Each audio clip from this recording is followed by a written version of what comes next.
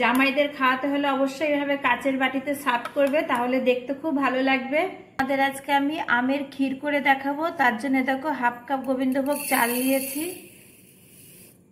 খুবই মুখে লেগে থাকার মতো আমের ক্ষীর, জামাই ষষ্ঠী স্পেশাল। জামাইদের এই আমের ক্ষীর করে অবশ্যই খাবে। আমি কিভাবে করছি সেটাই তোমরা দেখতে থাকো।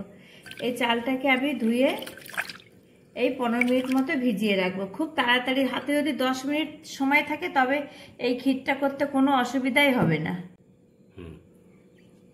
চালটা আমি 10 মিনিট মতো ভিজিয়ে রেখেছিলাম, খুব ভালোভাবে ভিজে গেছে। এবার আমি জল ঝরিয়ে, আমি বলেছি একদম ঝটপট আমের ক্ষীরটা বানাবো, তাই প্রেসারে দিয়ে দিচ্ছি। আর দারুণ লাগে খেতে এভাবে ঝটপট করে আমের ক্ষীর করলে। আর অতিথিকে বসিয়ে রেখেও তুমি এই রেসিপিটা করতে পারো, দারুণ লাগে, মুখে লেগে থাকার মতো। এদিকে একটা হিমসাগর পাকা আম নিয়েছে, এটা আমি কেটে নেব।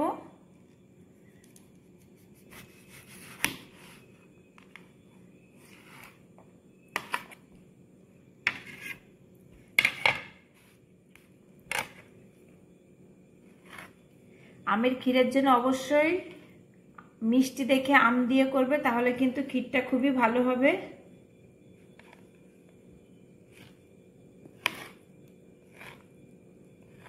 এইভাবে আমটা আমি ভেতর থেকে আমগুলো আমি তুলে নেব।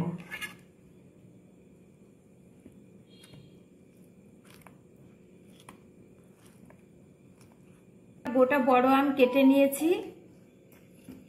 এই আমটা আমি এবার মিক্সির বাটির মধ্যে দিয়ে দিচ্ছি।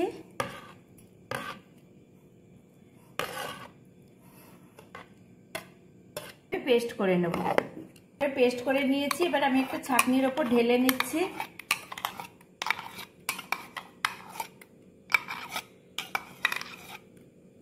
এবার আমি ছাঁকনি দিয়ে ছেঁকে নেব খুব ভালো করে। অনেক সময় আঁশ থাকে, সে আঁশটা বেরিয়ে যাবে।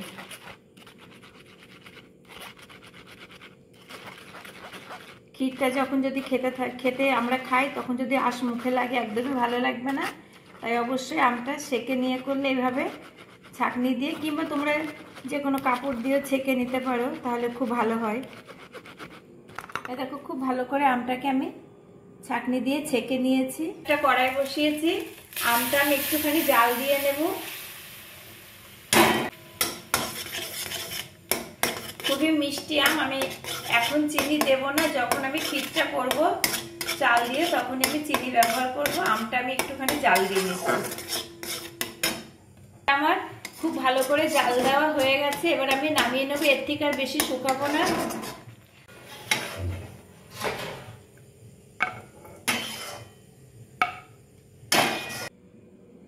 আমি যে কাপের চাল নিয়েছি আগে থেকেই ঘন করা, আমি 2 কাপ দুধ দিয়ে দিচ্ছি।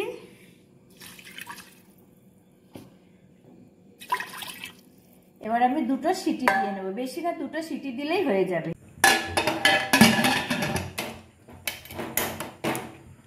দুটো সিটি দিলেই আমার হয়ে যাবে।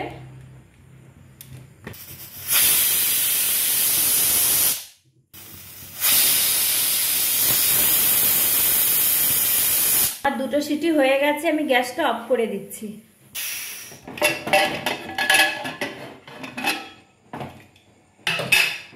দেখো প্রেসারটা আমি খুলে নিলাম, পুরো চালটা কত সুন্দর সেদ্ধ হয়ে গেছে। এবার আমি একটা জায়গায় নামিয়ে নেব।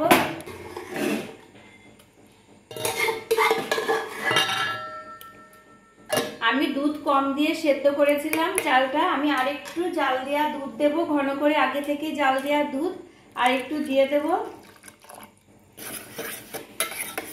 এবার আমি আরেকটা ফুট দিয়ে নেব।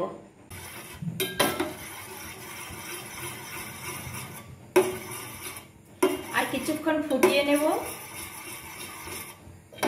খুব ভালো করে ফুটে গেছে। আমি এখানে চিনি অ্যাড করছি। যেহেতু আমটা খুবই মিষ্টি, আমি এখানে 3 চামচ মতো চিনি দিচ্ছি।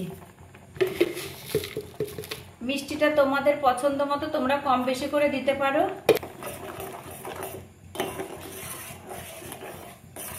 কাজু দিয়ে দিচ্ছি, কিছুটা কিশমিশ। এটা পুরোপুরি রেডি হয়ে গেছে, এবার আমি নামিয়ে নেব। নামানোর পরে আমি আমটা অ্যাড করব। দেখো পায়েসটা ঠান্ডা হয়ে গেছে আর কতটা লোভনীয় হয়েছে, একদম ক্ষীর হয়ে গেছে। এবার আমি এই যে আমটা শুকিয়ে রেখেছিলাম, আমটা আমি অ্যাড করে দেব।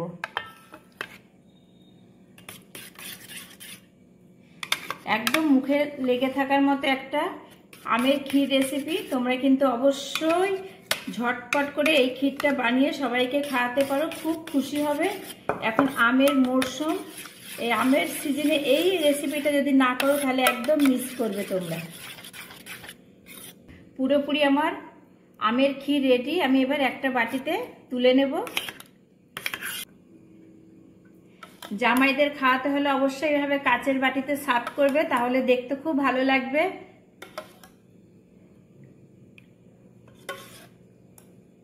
আমি আর কোনো ড্রাই ফ্রুটস অ্যাড করব না, যেহেতু দেওয়া রয়েছে।